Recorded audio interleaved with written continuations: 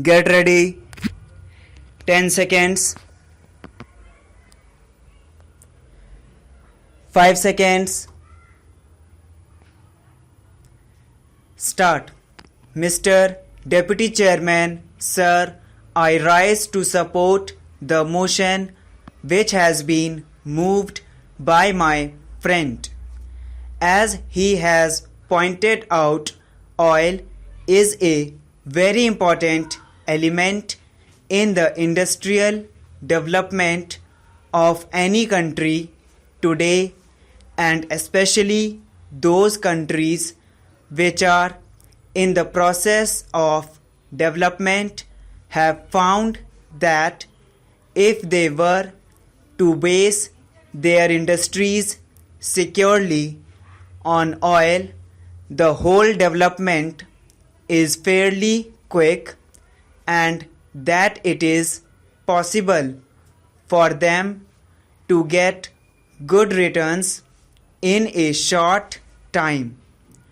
So, while fully agreeing and even emphasizing the need for the nationalization of oil industries in all its aspects in India, I am afraid that because of the past mistakes of the government of India, even if we were to pass this resolution today, it will not be effective in one of the most crucial sectors of the oil industry, namely the oil refineries. When agreements were entered into by the government of India with the oil refineries, many of us pointed out that these were iniquitous agreements and they will work against the interests of this country. At that time, our voice was not heeded, and it was said from the side of the government that they had done all that they could to protect the interests of the country, and that the agreements marked a further stage of development in our economy.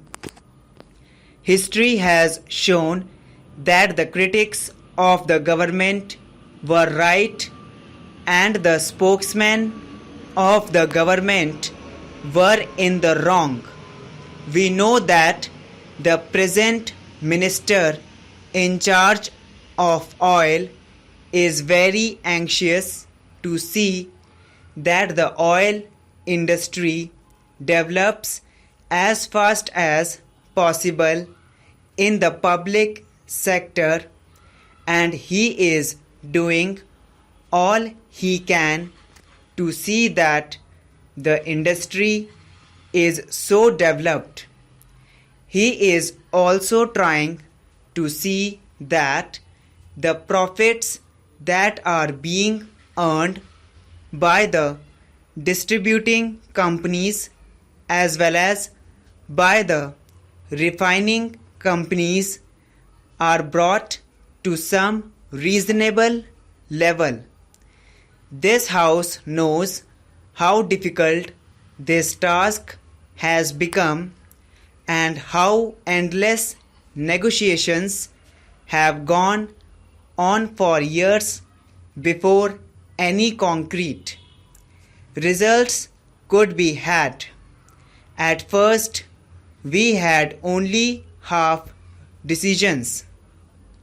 Today, I do not know if any firm decisions have been taken, decisions not only on the part of the government but decisions which have been accepted by these companies, and whether the government even today is at all in a position to enforce these decisions on these companies.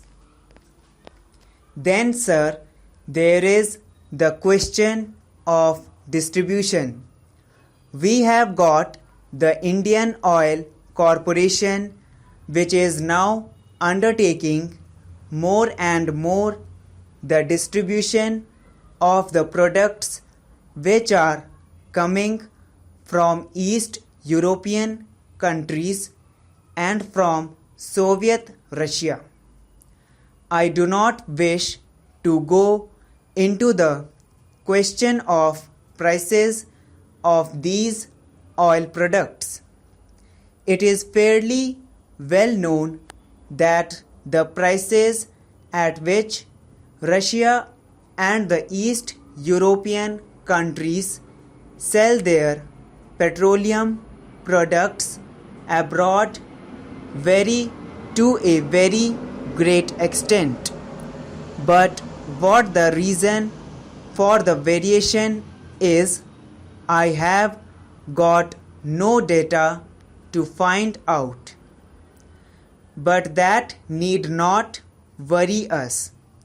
After all, we want oil products, and if we get them at cheap rates for whatever reasons, for whatever considerations, we should not mind welcoming the opportunity that has come to us as a result of that.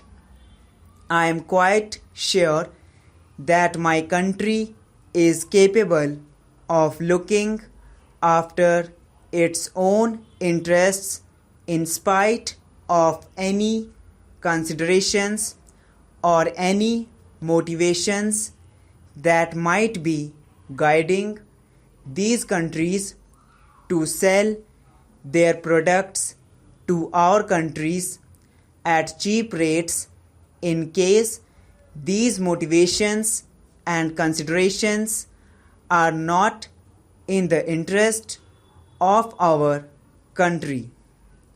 We have no data to find out whether these considerations and motivations are against the interests of the country or not, but as long as we are getting these products at cheap rates without any strings attached, I see no reason why we should not welcome that opportunity, and the government has done well in seeing that these products are distributed through the public sector distributing companies. But here again, have we succeeded in mastering the problem of distribution? We are still groping. We read all sorts of reports in the press to the effect that heroic efforts are being made by the Indian Oil Corporation to distribute the products that are coming from abroad. I live in Mumbai and I hear rumors that when these products are received from abroad, the Indian Oil Corporation has many times been found to be unprepared for receiving these products, and they have often to be stored in the storage capacity of the very foreign companies against which we are raising our voice today. Here again is a sorry stage of affairs. Once we accept this challenge of distributing the products through our own public sector companies, we should be in a position as early as possible to stand our own legs and not depend on the mercies of these foreign companies. The same is the story as regards petroleum products also. It is a well-known fact that shortly we will do better regarding raising of crude oil.